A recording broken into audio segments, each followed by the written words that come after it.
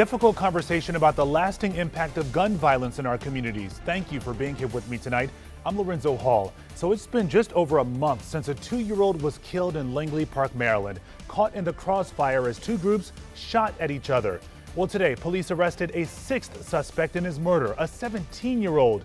He's being charged as an adult, along with a 16-year-old and 15-year-old already behind bars. 3 adults are also facing charges. Now, despite the arrests, neighbors say they are still living in fear, worried they could be the next victims of a senseless crime. Tonight, our Rafael Sanchez-Cruz spoke to some of those neighbors about their concerns.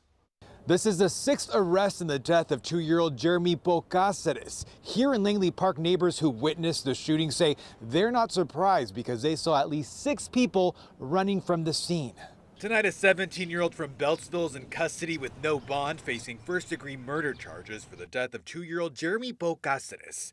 Because he's under 18, Prince George's County Police say they cannot disclose the teenage boy's name. This makes the 6th arrest and the 3rd teenager charged as an adult for the shooting that killed a toddler last month in Langley Park. They are still scared. Eric, who lives in Langley Park, says the community is still scared. The preliminary investigation revealed Jeremy and his mother were innocent bystanders hit when 2 groups exchanged gunfire.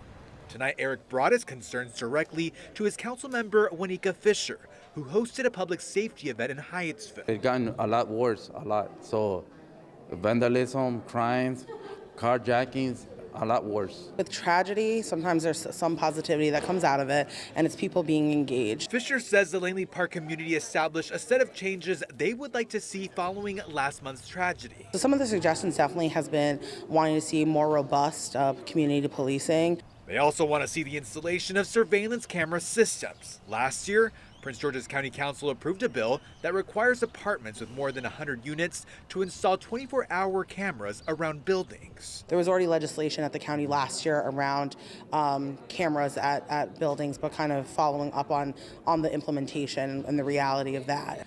Prince George's County Police have not disclosed whether they're looking for additional suspects. However, they are asking anyone who has information in this case to give them a call. In Langley Park, Rafael Sanchez-Cruz, WUSA 9.